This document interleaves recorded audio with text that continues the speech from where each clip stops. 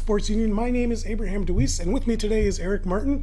We are doing Happy Hour, and it is one day before Cinco de Mayo, so we're checking out the old Modelo Especial. Cinco de Derby this year. Cinco de Derby, you know what? You're actually right. Had that on my list here of things to bring up. Let's just bring that one up right off the bat. How do you normally bet? Or do you normally bet on the Derby? I have never bet on a horse in my life, which is funny because my grandmother used to take me out to the tracks? The tracks, yeah. And we would sit out there all damn day long watching these horses. Sometimes she'd win, sometimes she'd lose, but it was just, for me, it was just god-awful boring, so I just... Really? No, I never got into it. Now, have you watched it since you were a kid? I've watched it, yeah. I mean, I've watched the Derby, especially if there's somebody they're definitely going to get the Triple Crown, Okay, well, I'll watch it, but... I find it really interesting, but I hit it from that gambling angle, and there's a whole what do you call it, ritual to it, right? So your logical mind doesn't help you in these things. No. But you're insistent that after having not watched racing an entire year, that you're going to beat the system. That you are going to beat the system. I'm going to be the one that beats the system, and I have my own way of doing things that seem logical, but ultimately it's all superstition. And that's every single racing gambler. Yeah, so it's like, it's like shooting dice or something. You go up to the casino and play craps or whatever. Well, I mean, you don't really have a system. You got troll dolls and a little bit of luck or lack of. Right. It's kind of funny. Horse racing is a little racist and sexist. I would say that, yeah. Well, because it's for the one percenters, or maybe we'll give it to the 2%ers. It's for people with money who can own. That's not what I'm talking about, Eric. I'm talking about that the Kentucky Derby, there has never been a female horse or a female jockey that's won the race. Really? Yeah. I did not know that. Yeah. There has never been, that's the sexist part. There has never been a gray horse to win the race. Really? Yeah. They are racist against gray horses. Well, see, that's why I don't mess with the Kentucky Derby like that. Hey, so let's move that from horse racing over to football. Today, Cliff Averill, the defensive end / linebacker / Leo position for the Seattle Seahawks, retired. Well, actually, I'm sorry, he was cut. Yeah. Which means he's retired. Yeah. So, now I know that you've had the opportunity to both see Cliff Averill with the Seahawks and with the Lions, actually. Yes, he was on our infamous 0-16er. And that's pretty much all we recall of Cliff Averill. Actually, there was we wanted him to resign, but he was like, psh. So there wasn't really much to work with. There wasn't anything to work with, right? So I think Jeff Garcia was their quarterback or some damn body. What did you think of him while he was at Detroit? Obviously, he's really good with the Seahawks, but was he misused? Did he show talent, or did talent come later? No. He showed talent for his time in the league. Now, he went through the trenches with Detroit, like so many players do, and then he came to Seattle and got in a real system. And where other people might have helped him out. And I think he just caught the Seahawks train at the right time. So, and now everybody's gone. Well, not everybody, but a lot of people are gone. I mean, think about it. Cliff Averill is gone. Yep. Richard Sherman's gone. Michael Bennett's gone. Cam Chancellor's about to be gone. He's about to go. What was which player do you think brought you to the realization that this era is over? Which player leaving? I mean, first of all, let me backtrack. Can we agree that era is done? Yes. Okay. I mean, a lot of times it's put on the quarterback, so people, you have people like why can't I think of Brady, yeah. who just has kind of won throughout the course of his career. But now that's an outlier. But that he's an outlier, and even the people that he's winning with now aren't the same people he was winning with 10 years ago. So right. Other than Belichick. But yeah, I mean, if you look at all the other great teams of the past, there was a certain point at which the 90s Cowboys were done. Sure. There's a certain point where the Steelers in the 70s were done. Yeah. Was there a certain point that you've come to the realization that this version of the Seahawks are done? Is there a certain player that left? Or is it just... For me, it wasn't so much any particular player leaving. I just kind of knew when they went back to the Super Bowl and kind of mucked it up on the final play there. I was like, oh, okay, this should be a well-oiled machine by 10 seconds left in the fourth quarter of the Super Bowl. Mm-hmm. And it just didn't work out. So, we're all like, okay, bonehead play, but see you next year. But next year they didn't make it all the way back. Year after that they got even less far. So I think that for me was the zenith defining moment. Not that anybody at the time was like, okay, it's time to break the team down. They're garbage. Let's start over. But for me, it wasn't so much, oh no, they got rid of Michael Bennett. Oh no, Richard Sherman's gone. Or even going back to Marshawn. Oh, right. Marshawn Lynch is going. Now they're done. No, it wasn't.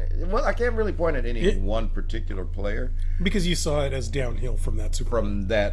From that moment. Now, it wasn't a cliff. So for you, it wasn't a cliff. Pardon the pun. Right. But rather, it was just kind of like a downhill. Mm-hmm. Just kind of like, okay, coming for 3 or 4 years. I mean, come on, they beat up on Peyton Manning 43-8. Yeah, something like that. and then that's what it was, 43-8, and then came back the next year and were within a breath of winning it, and it was like, okay. Well, now for me, I'd kind of seen something very similar before with the Pistons, Detroit Pistons basketball. They beat up on the Shaq and Kobe Lakers, and then came back the next year and took the Spurs to Game 7 and lost it. And even though they still ended up going to something like another 4 or 5 Eastern Conference Finals in a row, they could not get over the hump. They couldn't get past Miami. They couldn't get past Wait, which version? Cleveland. Which version of the Pistons was this? This was the Rip Hamilton, Ben Wallace. Rodney. Was Rodney on that team? Okay, that was a little bit later. Ron. God, what was his name? No. I know who you're talking about. Yeah. But this was after that. This was after that. We're talking like Chauncey Billups and that era, to like 04 to 08. See, I was thinking you were talking about the 90s. Oh, Bad Boys. The Bad Boys. Oh, yeah. But you're talking about 10 years later. Mm-hmm. Okay. I had a defining moment with them when I knew that they were done too. Yeah, there's a little bit of a blind spot for me for NBA in that era. Once you had the 98 lockout, was it a lockout or a strike? Can't remember which one it was. I think it was a strike. It was a strike? The hockey was locked out. Yeah, okay. A couple years later. So there was a good 2 or 3 years where I kind of stopped paying attention. Mm-hmm. And then, got back into it, obviously. Then the Sonics leave. I stopped paying attention a little bit. But I think that's when Detroit was good, was during that period, right? Mm-hmm. Yeah, okay. So there you go. Right. So you saw them reach that peak, but you in your mind, even though they kept going to Even though they kept going, I just kind of knew, it's not happening for a while, and it hasn't. So there you go. But back to Cliff Averill. I think it needed to happen. I mean, indications are he may or may not try to suit up again.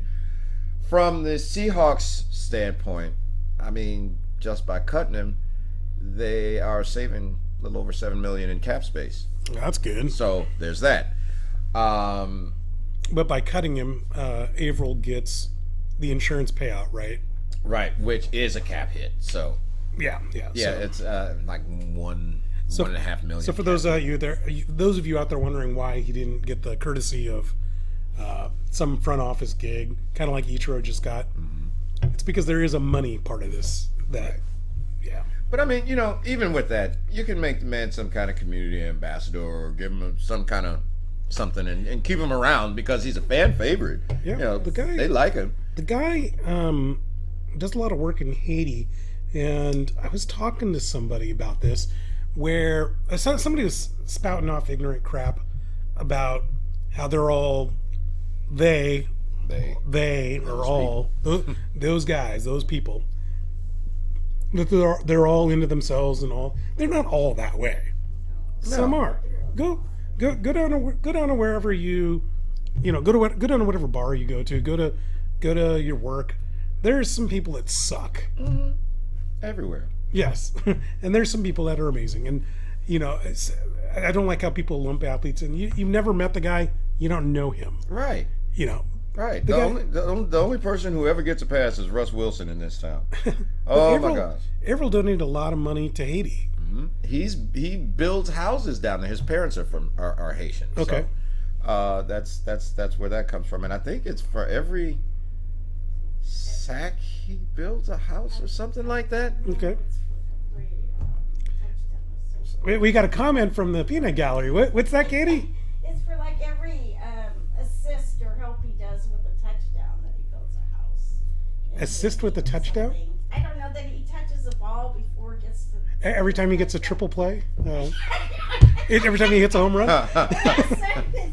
Anyway, I think we got the main point. Yeah. The main point is the guy does stuff. It's frustrating that people tell athletes to shut up and mind their own business. It's like the guy. It's not like the guy is out there. You know, he's not Ray Lewis. He's not killing people. No, left and right. No. Leave him alone. The thing is,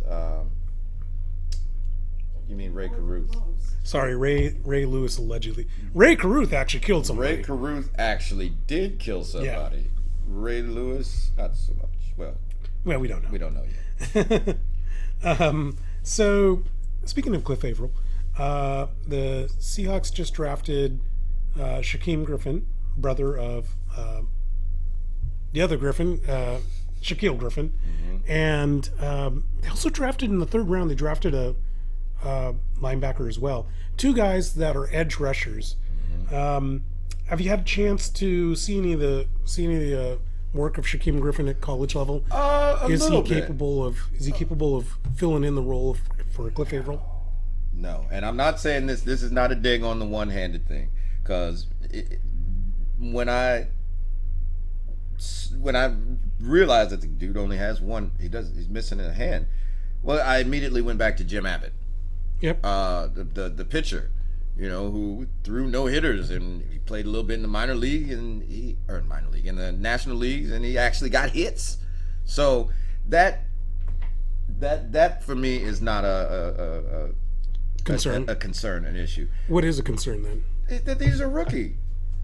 He's a rookie. I mean, he's got to get up to speed with the NFL game. I'm a little concerned that he's small. And he's you know, for a linebacker, he's a little fella. So yeah, I mean he can run a 4.4 or 4.5 is what he was clocked at. Super fast. That's a decent 40. That's a real good 40. But how does that help you when you go one hand on the ground and rush from the edge? I mean, 40 speed seems more like a running back or a cornerback, yeah, type skill. Yeah, I mean you need to be quick off the edge, but it's not. I mean, you need to be big. He played safety at Central Florida, moved to linebacker, and I always question, you know, were you not good enough safety to be at linebacker, or you know, I feel like safety is a little bit. We got more people in the audience making comments out there. But anyway, we need an applause light. Yes, we need an applause light so they know when to pipe up. So the people the people that go from safety to linebacker concern me as much as somebody like Michael Boulware, an old Seahawk from 2005 era. He went from linebacker to safety.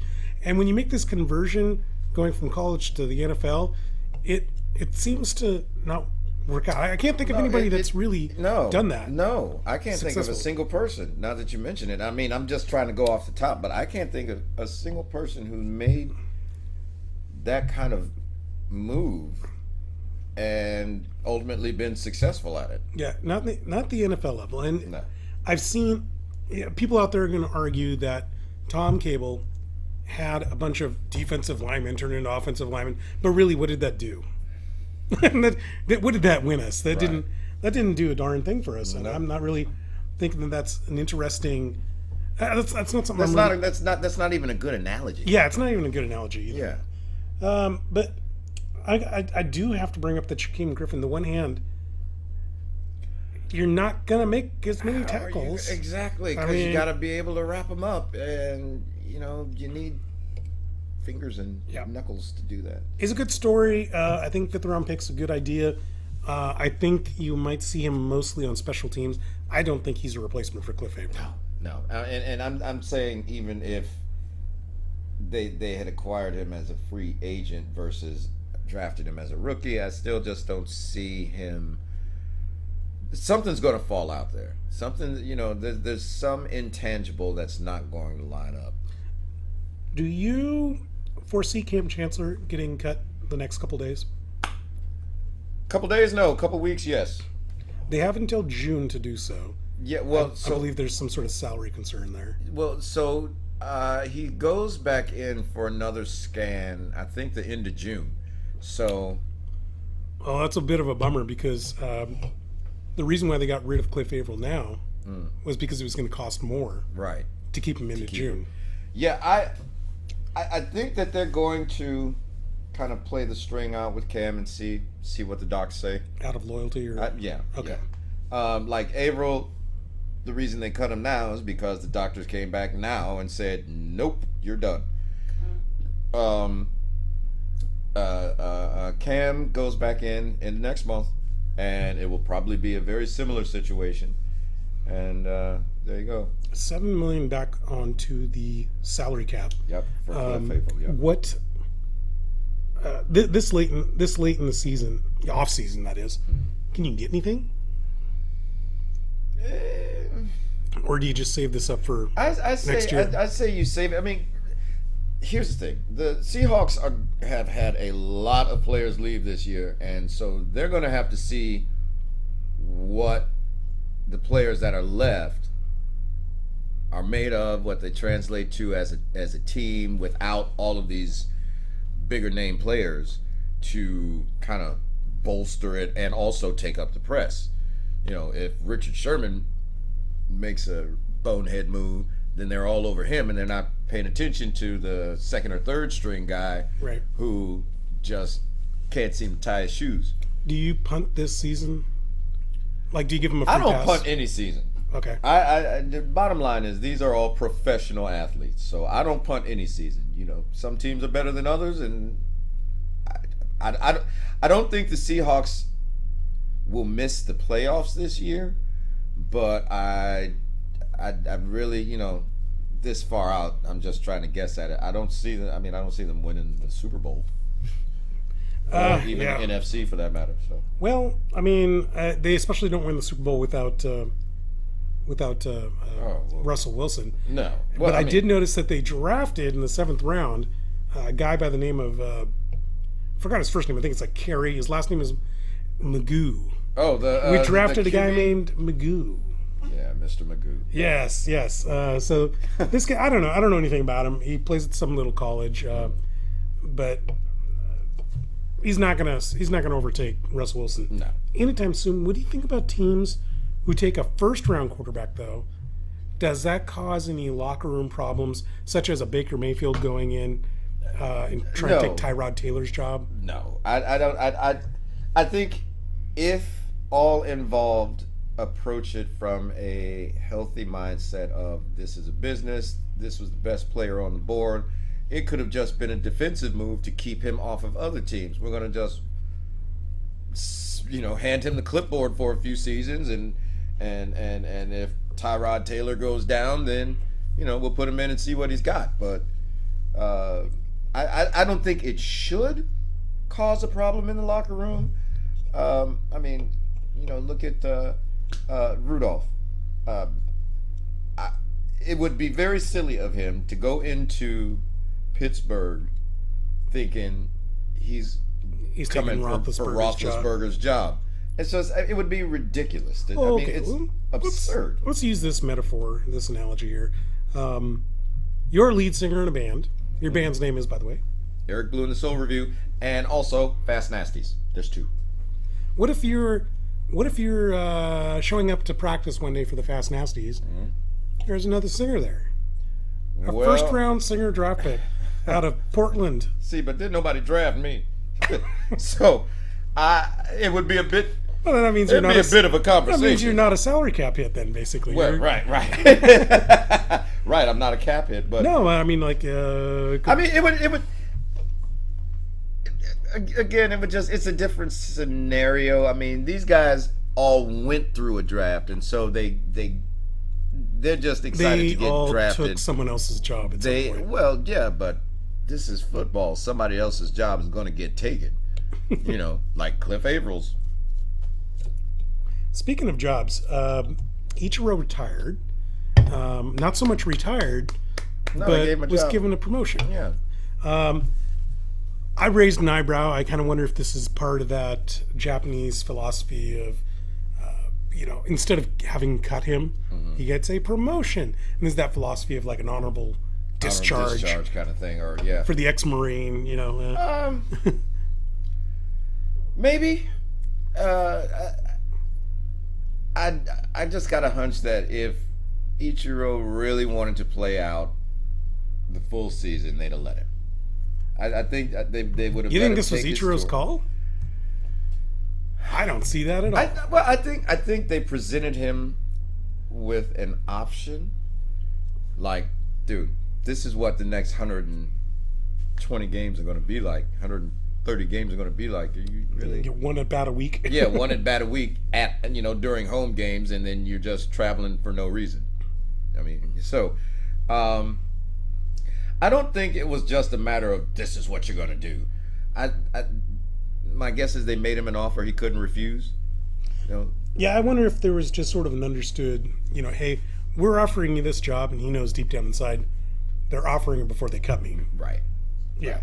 They're offering it before they send me to AAA Tacoma. Before they option him. Take the offer or take the option. It's like the audience doesn't know that my microphone picks up everything down there. Thank you. So, anyway, the offer is for special assistant to the chairman, and it seems a little. Sounds like a. Sounds like a Kushner job. Yeah, it sounds like cushy job. Yeah, it is a cushy. It sounds like that they're just out there to. It sounds like he's just there to show up, wave his hat. Wave to the fans. I mean, that's what he was kiss doing. Some babies. That was his job when they re-signed him for this year. Was to show up, wave his hat, that's kiss a good some point. babies, This is not that much different. Yeah, it's very much the same. So the Mariners, they're 18-12. They are. Technically that's third place in the American League West. However, it's one game back from the Angels. We have the Angels in for a 3-game. Half game at that. Half game back of first place. We've got a 3-game series with them right now. Yep. So, I always, like I've been saying, 40 games. Well, they're at 30. This is a defining series getting to that first 40. Either way, I mean, even if they just tank the entire weekend, they're still 3 games up. 3 games over 500. And within striking distance of the division and certainly the wild card. So, again, the Mariners are looking really good, and I'll leave it at that for another 10 games. All right, then we'll get my next. So okay, hang on, because the audience out there that's watching us, as they always do every week, knows that you always wait till May 31st, right? May 31st, Memorial Day weekend, to evaluate a team. I'm not letting you get away with it because the guy who's normally the youngest person in the room isn't here. Right. So that makes you the next youngest in the room. Therefore, yeah, that's true. Therefore, to replace Nathan Savage for a day, I want to hear the cheery optimism. And you just don't have it, do you? You don't have it in you. I have cautious optimism Okay. because I don't like calling seasons this early. What I will say is that they are looking good heading into the middle half of the season. You know, you got the first couple ramp up months after spring training. Then you got you got a quarter of the season before the deadline, you got a quarter of the season after the deadline, and then you got the end on into the playoffs. I think they are setting themselves up really good for a summer run. And seeing as how really the only competition, well, no, that's not true. The Angels are hanging tough, and the Astros are the Astros. So I think this could be a very interesting season for the AL West. It's going to be fun. It's going to be a fun season. And unfortunately, most likely one team is going to be left out in the cold. Texas. Well, no, I mean for the wild card. Because I really feel like the Yankees and the Red Sox are going to run away with it. It's a slap and tickle fight for the Central. Whoever wants that. Right. Really. I mean, how is it that my Tigers? Well, okay. So they're 4 games under 500. They're 13-17, but they're only 3 games back, or 3.5 games back, or something like that. And I'm just like, how? There's supposed to be the Twins that are okay, and there's supposed to be the Indians that just have this starting rotation and these hitters. So they don't seem to want it. They don't. Yeah, I mean they have the players, but they haven't grabbed it and taken it. Let's take a look at strategy though. I have been in arguments with people this week about how to use a closer. I'm of the old school. I think your best guy in the bullpen goes in when he's needed. Yep. Oh, okay. We're in agreement here. I thought we were going to get a debate, but no. Okay. I totally dislike these specialized roles in pitching. I think if you got a guy that's got 4 high action, high turnover pitches, then don't shut him down and say, "Oh, you can only do this, this, and this, and you can only do it for, 3 outs in the 9th inning." Right. I say if your bullpen is sucking it, then bring your 9th inning guy in and tell him he's got to get 5 outs instead of 3. Yeah. I mean, I just say let pitchers pitch instead of this new model of your long relief and your 7th and 8th and your setups and all that stuff. Look, you got your starters. If they're pitching good through 8, then give them the complete game or the shot at it. Yeah. That baffled me on Wednesday when James Paxton struck out 16. They brought in Juan Niscaso, which, by the way, this is the part that baffles me. When you play at home, if you win the game, you're not playing the 9th inning. Right. So what are you keeping Edwin Diaz locked up? Why don't you bring him in the 8th, shut them down, and go home? Yeah, exactly. Yeah. Exactly. And it's baffling. It frustrates me, and I kind of blame. What was that manager's name? Tony La Russa. I guess Sparky Anderson started all this, but Tony La Russa kind of took it to the next level, and and it's some sort of weird voodoo magic that these managers think that closers have. You mustn't put them in any situation that they're not used to because they're delicate little flowers. Right. Well, and that's the thing that kind of. I mean, not only that, but because your closer typically only gets an inning of work a night or every other night or so, then you could have a lights out closer, but it takes them out of the effective running for Cy Youngs and, God forbid, MVP. I'm trying to remember the last closer that won MVP. Was it Eckersley? Eckersley the only one that did it? No, Willie Hernandez won it, but there's somebody after him. Oh, okay. And I can't remember who, but now I think closers are important, and but they're important because they say we're important. I say bring in the best available arm in the bullpen to get you out of the situation you're in. Exactly. We can't use. Let me rephrase this here. I think a great reliever is important. I don't care if he sets up. I don't care if he No, middle release. These definitions are ridiculous. I agree. I agree with you 100%. I mean, You go in when you're needed. You go in. I mean, in the bullpen, the idea of a bullpen coach or a bullpen catcher is that they're supposed to gauge if this guy's ready to go out. Mm-hmm. That's kind of disappeared. Yeah. Yeah. Maybe it's the amount of money that they're paying guys. Like, Yeah, now they're just, they're throwing toss down there, but there's no let's go with somebody else, yeah. I mean, I have you ever hung out in the center field at Safeco? Watch the bullpen. Oh yeah, oh yeah. There's been- And I love that about Safeco is that you can just go right there along the wall there and just watch them take, throw some pitches. It's awesome, and you can do that with the Mariners and the visiting team. It's a very cool thing that they built into the ballpark there. I really dig it. I really love that a lot of the stadiums nowadays have those kind of cool features. You're from Detroit. The old stadium there. It was no frills. Well, You couldn't even get ketchup on your hot dog. It was all mustard. Seriously? Yeah, because that was like the tradition for on back through the ages. But So now, well, you're right though. I mean, Midwest. I've heard from people from the Midwest that you don't put ketchup on a sausage. well, not on a sausage, no. Yeah, I'm just talking about like a hot dog. Oh, just a hot dog. Okay. Yeah. Well, because I know some Midwesterners hot dogs are not sauce. They're It's all that's just something you get at the. But when you go to a grill, when you go tailgate, Oh yeah. nobody's bringing hot dogs.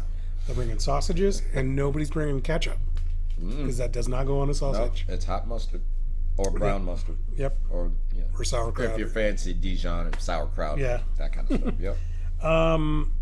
I was thinking about Comerica Park though. Mm-hmm. Did they add anything that's like? I know they have a big tiger statue. Well, yeah, they they add any have other kind those around the perimeter, and then they also have. I don't know if it's still the largest scoreboard in baseball, but it was when the park opened. And they have a Ferris wheel in there. No. Yeah, What? they have a Ferris wheel in this damn ballpark. That's baseballs that you get into, and then you're up and around and up and around. That's crazy. Yeah. There used to be like a nightclub in Comerica Park. Like, What? yeah, I can't remember what it was called because I never went to it because I just kind of like to keep those things separate. If I'm going to a ball game, I want to do that. Did you ever hear about Toronto's Sky Dome, where they had a hotel? Yeah, Or have because a that's hotel? because the Hard Rock Cafe was in that hotel.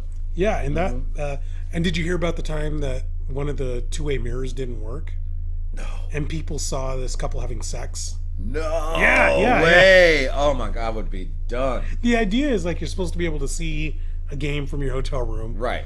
but yeah, it's a hotel room. What are people going to do in a hotel room? Right. So yeah, I'm excited to see what the next wave of sports venues are going to be like. What are because when you go back to the 70s and they were just building these multi-use arenas, that was a thing. And then those lasted for, we'll call it 20 years, and what's then so strange about luxury that, boxes became the thing. What's so strange about those cookie cutters is that they only lasted about 20 years. About 20 the years. Kingdom only lasted 20 years. But the idea was that like they were economical, multi-purpose, multi-use. Everything that a business person would say, everything that a politician would say, everything the tax base would say that they want is like, we want it to be functional, we want it to be centralized. They all were. We don't want it to cost a whole lot. But yeah, how long did Three Rivers last? How long did Three Rivers, oh my God. Yeah. I don't even think, well, Three Rivers might have been about 25 years. Okay. What's that one in Atlanta that was replaced by Turner Field? They used to call it the launching pad. Yeah, it was replaced by Turner Field, and I can't remember the name of it. Yeah, I remember, so when I was a kid, my grandma got me this book. We went to a Tigers game, and she got me this book with all the stadiums and the stadium facts. Yeah. I was, for whatever reason, I was just into baseball stadiums, and I cannot remember what the name of that. Stadiums are really cool. Have you ever been to anything other than Comerica or Safeco? Yeah, I've been to Old Yankee Stadium. Ah, I've been to Wrigley. I've been to Old Comiskey. So a lot of around there. I've been to the Vet, which was awful. Was that bad? Oh my God. Was that one of the? That was one of the cookie cutters, right? Yep. Yeah. That's in Philly. I've been to Three Rivers. I've been to Municipal, which was in Cincinnati. Just remembered the one in Atlanta. It was Fulton. Fulton County. No, that's a jail. No, that's jail. Yeah, That's Johnny Cash. That's not it. Okay. But it was something similar to that. Anyway, yeah, it's really cool to go around. Even some of those miserable, like I thought the Yankee Stadium was miserable. I thought the people there were miserable. I thought everything about it was miserable, but it was still cool to go. Yeah. No, it was Fulton County Stadium. Oh, what's the Johnny Cash song? Folsom. Oh, okay, there we Folsom. go. Okay. That was Folsom. Folsom Prison Blues. Anyway, want to throw out there that there's a lot of bad baseball teams. I took a look at the cellar dwellers, and it's not like there's one cellar dweller in each division. There's several. I mean, several. The Cleveland Indians are the only team in the AL Central over 500, and they are like 3-4 games over. It's. I wonder how much of this has to do with that whole thing over the off season where nobody was picking up these awesome free agents. I've talked to you about this. You're suspicious of that. I am a bit suspicious of that because the collective bargaining agreement's coming up. So the Royals. Oh, it is. Mm-hmm. So why? If it's not end of this 19? season, it's 19. Okay. I think it is next season. Okay. Yeah. Are people worried that if they sign a big contract, that they're stuck with the player during these negotiations and might have to give up more? Probably. Okay. That's my hunch. I think I don't even think it's so much the money, because if you're going to go out and spend, if you're going to get into talking about luxury tax salaries and that kind of stuff, well, I mean, that doesn't just happen overnight. I think what it is these owners don't want to be stuck on the hook for 7, 8, 9 years. You look at these players now, like Max Scherzer got a 10-year deal to sign with the Nationals. Miguel Cabrera got an 8-year deal at 28 or something like that. Ooh. I mean, there's no way he's going to be playing at almost 40. Why do teams do this? Because of people named Scott Boras, who just kind of, hey, if you don't want to pay this for him, I got somebody else who's ready. Well, that kind of plays right into what you're saying then, where a player who might demand 10 years or 8 years, and you're not certain they're going to work even for 3 years, 4 years? Right. Why would you sign them? Why would you sign them? Those are your guys like, the Cubs pitcher that hit the market last year. Oh, Arrieta? Yeah. Yeah.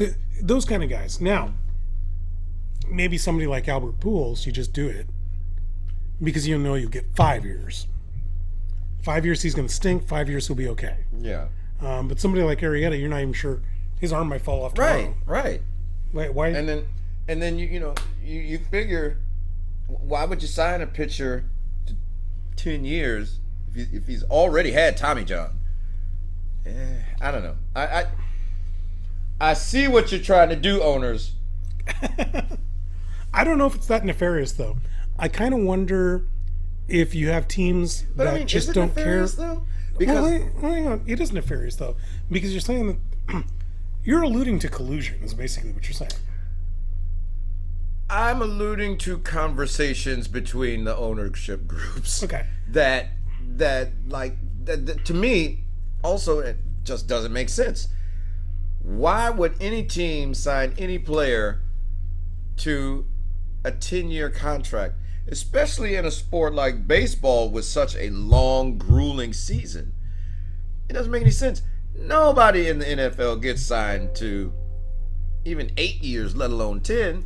So I'm going to say that the owners are to blame for something. Sure. But I think it's different than what you're thinking. Go for it. I think you have teams like Oakland. I think you have teams like Kansas City that have no interest in competing. No, right.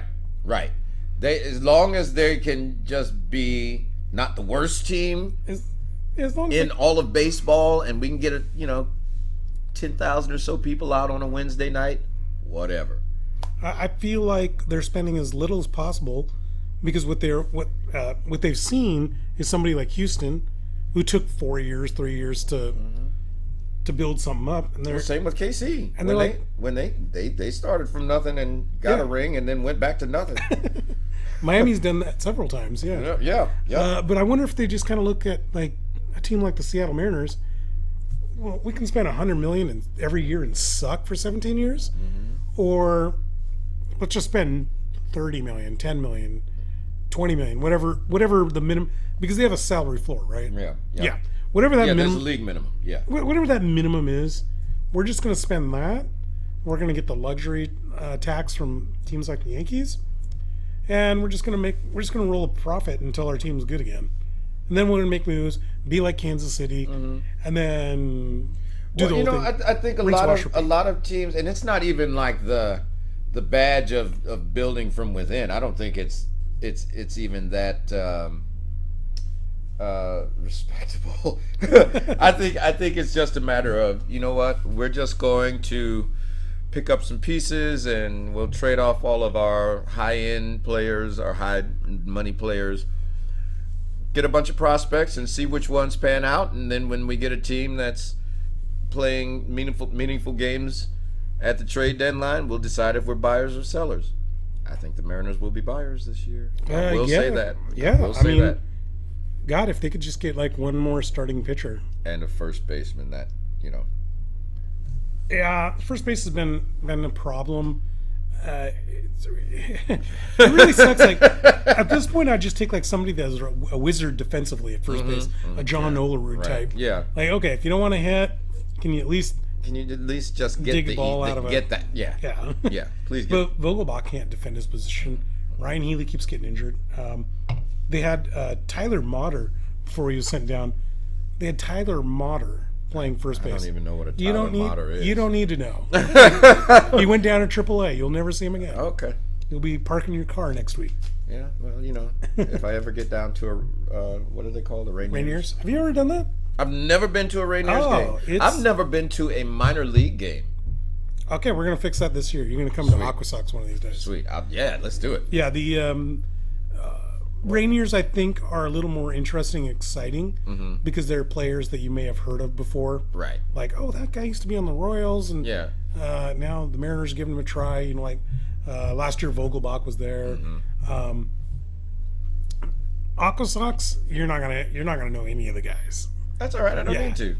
But it's a real community thing. It's a lot of fun. I really enjoy it. In the last, ever since we started Seattle Sports Union, the last 3 years, I've gone to more Aqua Sox games than Mariner games.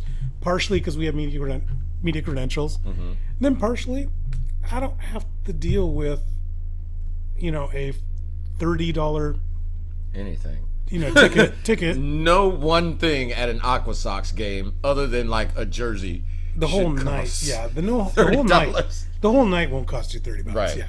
The only thing is, it gets a little cold at night being the Seattle, being the Pacific Northwest. Yep. But have a couple beers. Don't worry about it. Yeah. Just numb yourself right on out. I've been getting a little bit numb to the strikeouts that have been happening lately. There's been record amount of strikeouts. A couple weeks ago, you and I talked about Rob Deere, the old Detroit Tiger, who, whoops, I think that one's empty. This is Seattle Sports Union Happy Hour. We're up in some Modelo, and I just punted one across the room. But anyway, the Rob Deere was what they called a 4-outcome player, right? 4 outcomes being a strikeout, a walk, a home run. Just in and out, right? And Yeah. So those are the 4 outcomes. By the way, Rob Deere wasn't the most prolific 4-outcome player of all time. Adam Dunn apparently was. Rob Deere in, oh shoot, what year would have that been?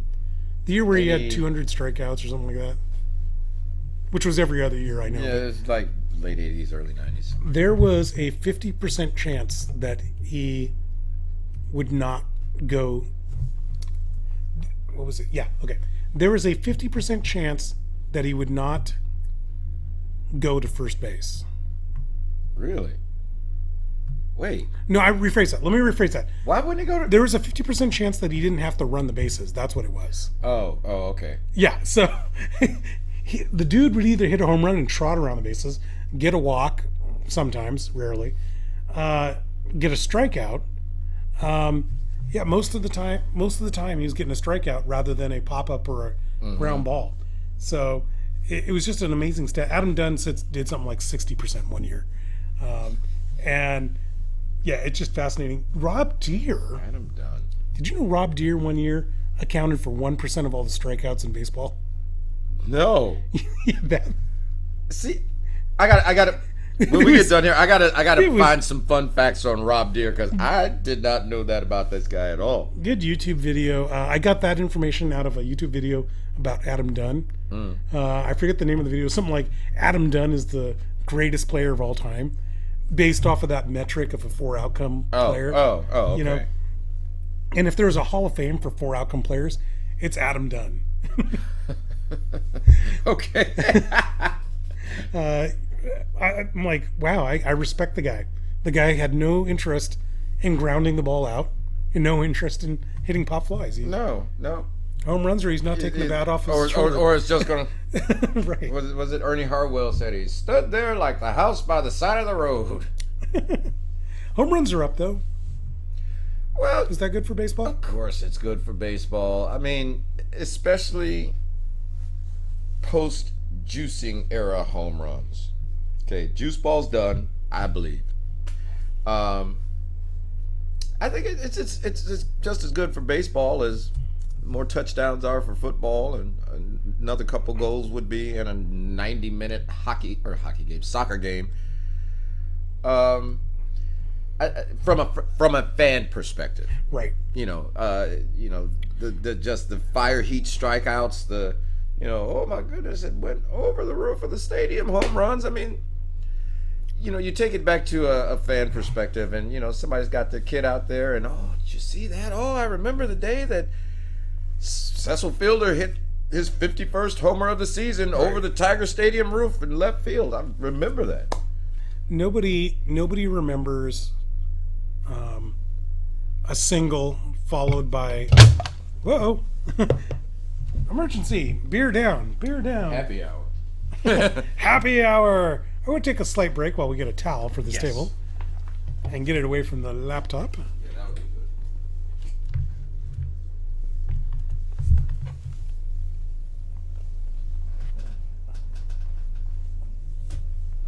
Yeah, guys, so we're drinking Modelo. I punted one across the room earlier that was empty, thank God. And now Erica has knocked it all over everywhere. But I've just got it on the table, nothing on the floor. We're getting started on Cinco de Mayo, so that's right. That's the important thing here.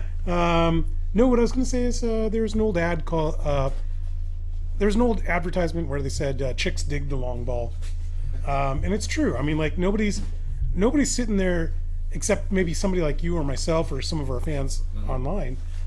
Nobody's sitting there saying, "Hey, you know what I want to see? I want to see a solid single followed by a bunt." A couple walks in there. Yeah. Or I'm sorry, a single followed by a steal, then a bunt, and then a sacrifice fly. There aren't a lot of but people when you saying see that, it's pretty cool. I think For it's that one player that I'm going to be honest. If I had a team, I'd want them to do that every single time. Sure. Because small ball. It's small ball. I mean, score a run, but I mean, Scratch them out, Who was the prodiginator of 3-run home runs? Wasn't that like a Oakland Athletics thing back in the day? Probably. Yeah, it's like, okay, great. So we're gonna sit here and watch people walk. Woo! Right. Right. In the hopes that somebody gets a home run. Hey, quick update, by the way. Golden State lost to New Orleans, the Pelicans, Really? by 19. I don't have any stats on that. I saw the first quarter in my office, and like what game is this? Is this one or game? two? That was game 3, so it's three. now 2-1. I did not see that coming. No. I thought this was just going to be 4-0. Now that game is the first game in New Orleans, so this happens a lot in basketball where you win 2 at home, try to split, Yep. and then win. Wherever. That's a recipe for success. But I mean, there's some things in the NBA that I have not expected, that I did not expect to see. For example, that. But additionally, I didn't expect to see Philadelphia even make it to the playoffs, much less get past the first round. Well, the Eastern Conference is still, the East is still the least. Oh yeah, I called out Toronto last week on this show, calling them frauds. Yes, you did. They got past the first round, but not very easily. Nope, and I don't think that it's going to get much easier for them as it goes on. No, they're taking on. Are they taking on Boston? No. The Philadelphia's taking on Boston. Yeah. Oh, Toronto's taking on the Cavaliers. What does this mean? What does this mean if LeBron yet again takes his team to the championship? Well, for the LeBron boosters who want to say he's the greatest of all time, then So me, basically. Yeah, it'll be another feather in their cap. I'm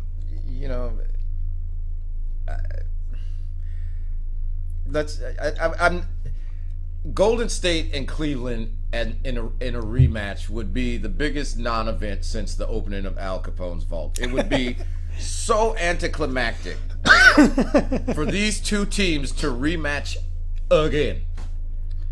Cleveland's not very, in my opinion, they're not very good. They're not. That entire East isn't very good. Right. But Cleveland took it from him last year. So Yeah. because everybody was saying that Golden State was just going to walk all over him. Well, Nobody said that they were going to walk all over Cleveland. I did. I But did. you thought they look would. at the season that Golden State had, this couple seasons prior to the Golden State has had. Wait a minute. I think it was 2 years ago they won it all, didn't they? Who, Cleveland? And then last year Golden State won it 2 years ago. Cleveland beat them last year. Oh no, I thought it was Golden State, then Cleveland, then Golden State again. I'll look that up. No, I don't think so because last year the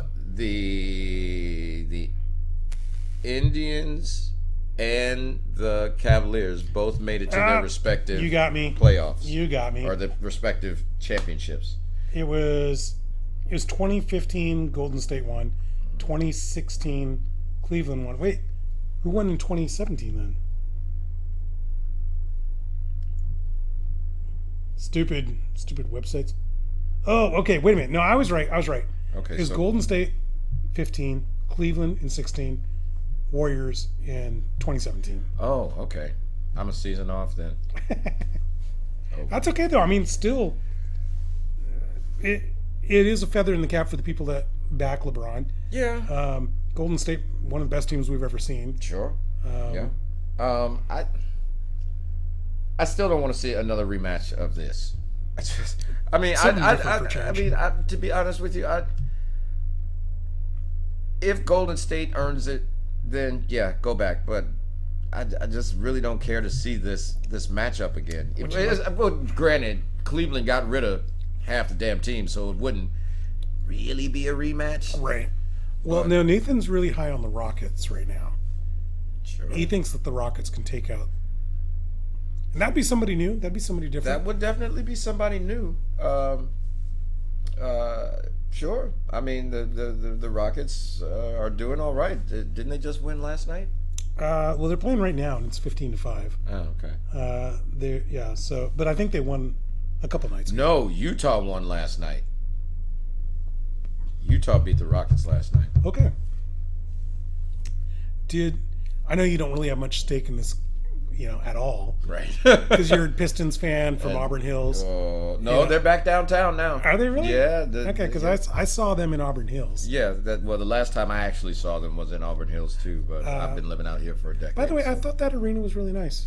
It is really nice, So but why did the they build a new new one? owners, they wanted to get the team back in the city. So when I went and saw the Pistons, I was working. My work sent me. I used to work for AT&T, and they sent me to the most god awful places on earth. They sent me to East LA. Gary, Indiana. They sent me to Pontiac, and they sent me to Flint.